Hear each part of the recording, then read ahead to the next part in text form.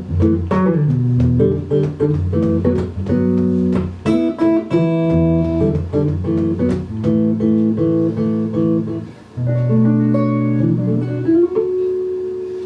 I'd like to talk, this is probably one of the most important things I could share.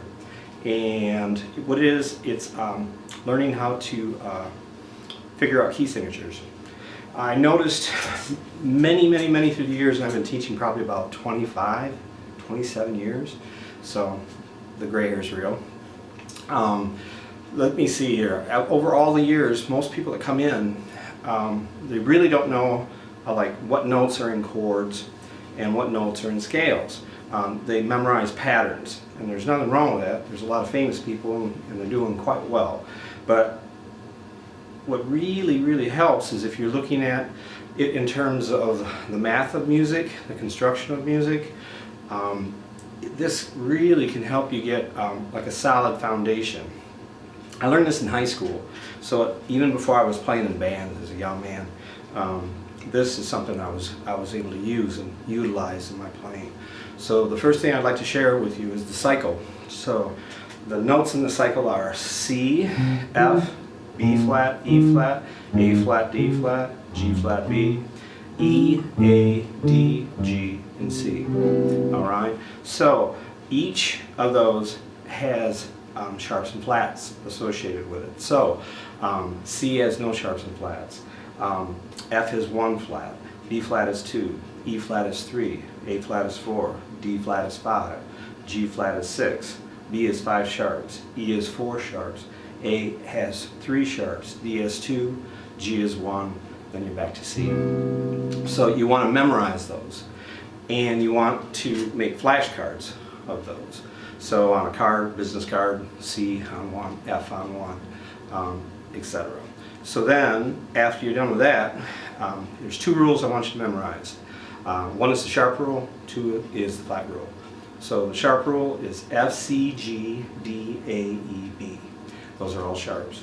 Then the flat rule is B, E, A, D, G, C, and F. Alright?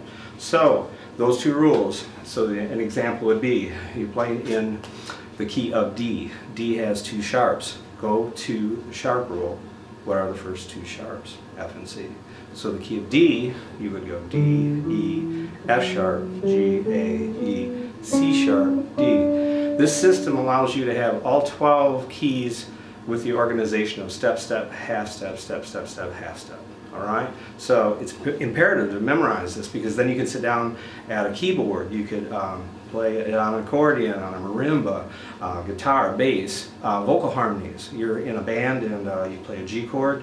You take the 3 notes that form a chord, which we will talk about in a second, and assign a note to each person in the band. You have your harmony. Alright? You need to know this. This is huge. Alright?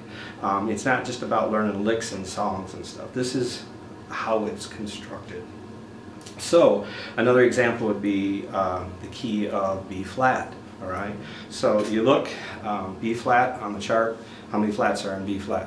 2, alright, B flat and E flat.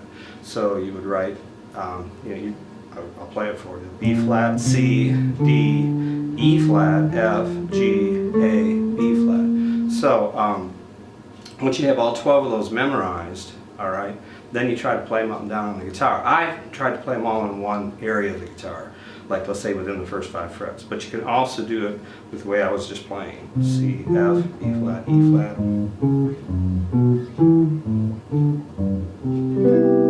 Now chords, what you want to do is, let's take for example the key of C, no sharps and flats. C, D, E, F, G, A, B, C. Take the first note, C. Take the 3rd note, which is E, and take the 5th note, which is G. That'll form your major harmony. For a minor chord, take the root note, flat the 3rd, in this case E flat, and the 5th, G. So you would do that to all 12 of your major scales. Take the 1st, 3rd, and 5th, that's your major chord. 1st, flat 3 and 5, that's your minor chord. So this can help combine. It's like one part is an intuitive way of playing. I notice a lot of players do it. They just feel it. They learn the patterns and they play. The other is looking at it in a kind of a concrete theoretical way, so that you understand what the notes are and how they're placed. Then you can work at balancing both of those systems. I think that's a kind of a, I guess you could call it like the whole musician, something to work toward. So again, key signatures, memorize them all, and then start to play them on the neck by thinking in terms of the notes themselves.